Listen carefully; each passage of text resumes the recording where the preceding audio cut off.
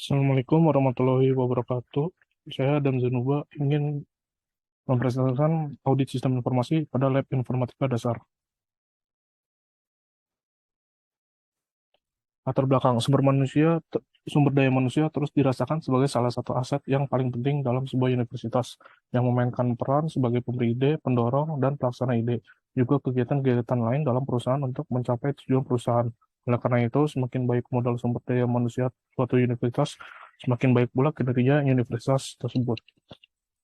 Komputer merupakan suatu perangkat yang dibuat untuk memudahkan para pengguna dalam sebuah proses pembelajaran. Perangkat ini juga sangat berguna untuk membantu mahasiswa untuk mengerjakan proyek-proyek atau tugas-tugas sehingga dapat membantu untuk kelangsungan perolehan. Untuk mendukung perjalannya aktivitas, maka diperlukan suatu perangkat yang dapat menunjang aktivitas tersebut. Perangkat inilah yang mendukung dan mempercepat proses pembelajaran.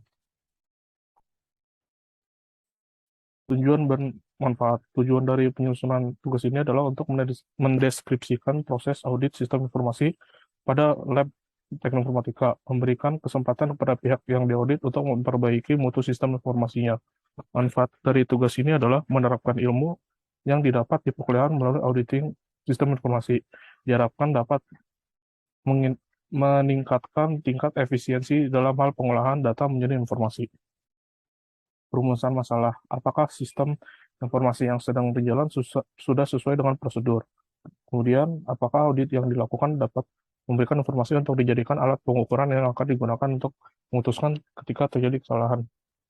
Ruang lingkup yang diaudit yaitu audit terhadap kelengkapan komponen lab informatika dasar dengan menggunakan framework COBIT yaitu APO 12 Manage Risk, BAI 04 Manage Availability dan Capacity, dan terakhir BAI 09 Manage Asset.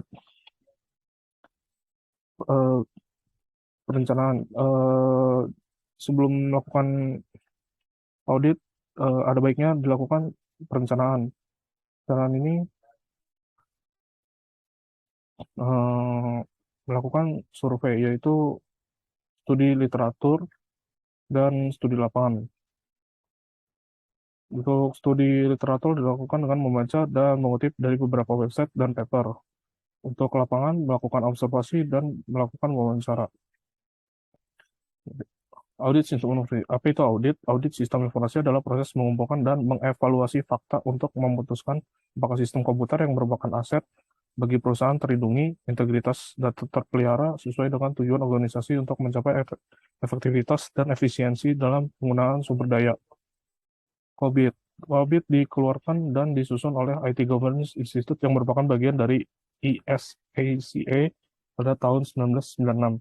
COBIT merupakan kerangka panduan tata kelola teknologi informatika atau bisa juga disebut toolset pendukung yang bisa digunakan untuk menjembatani gap antar kebutuhan dan bagaimana teknis pelaksanaan pemenuhan kebutuhan tersebut dalam suatu organisasi.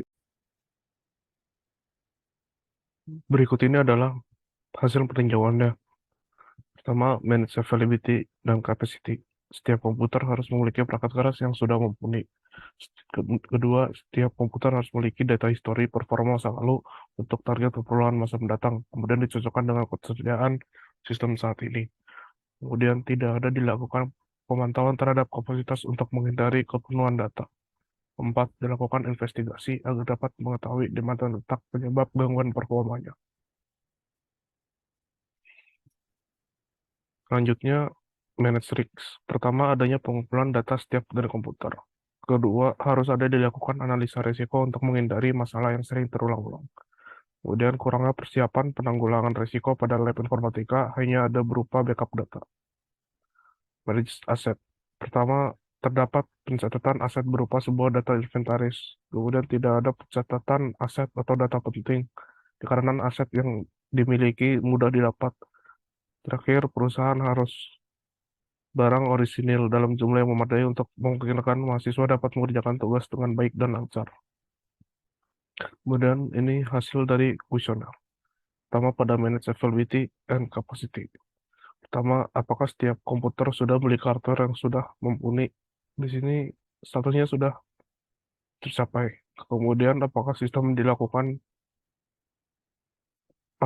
komputer dilakukan pemantauan sistem? hasilnya 10% belum tercapai.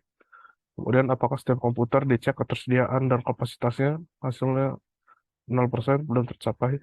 Kemudian apakah setiap komputer dilakukan pemeliharaan yang berkelanjutan, hasilnya 10% belum tercapai. Dan hasilnya 120% dan rata-rata 30%.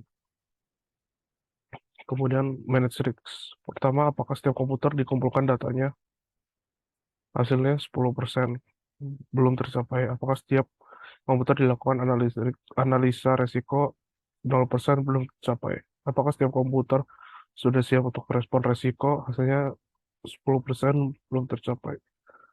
Kemudian hasil totalnya ada 20% dan rata-ratanya 6,6%. Kemudian manage aset. Apakah setiap aset diidentifikasi dan dicatat, hasilnya 100% sudah tercapai. Apakah setiap aset kritikal dikelola dengan baik, hasilnya 0% belum tercapai. Apakah lisensi dikelola dengan baik, 0, hasilnya 100% sudah tercapai. Totalnya 220%. Kemudian berikut ini adalah dokumentasi. Ini dokumentasi berikut ini adalah data inventaris labnya. Kemudian ini adalah perangkat-perangkat hardware yang diaudit. Kesimpulannya adalah total nilai hasil ujian dari laboratorium dengan 10 soal dari 3 periode kerangka COVID pada bagian BA01, BAI04, APO12, BAI09 adalah 76,6, yang berarti mayoritas soal yang diperiksa dicapai melalui komputasi dasar. Di laboratorium, namun ada beberapa hal yang masih perlu diperbaiki dan ditingkatkan, seperti ketersediaan data, kurangnya pengelolaan aset, dan hal lainnya untuk meningkatkan kualitas laboratorium. Saran saran yang dapat diberikan untuk laboratorium informatika dasar yang diambil dari kekurangan untuk laboratorium informatika dasar ke depannya ialah ada dilakukannya pendataan lebih terperinci dan diharapkan dapat menganalisa aset mana yang penting dan tidak penting. Dan juga dilakukan pengelolaan aset yang lebih baik agar dapat meningkatkan kualitas lab kalian yang lebih baik. Sekian presentasinya, terima kasih.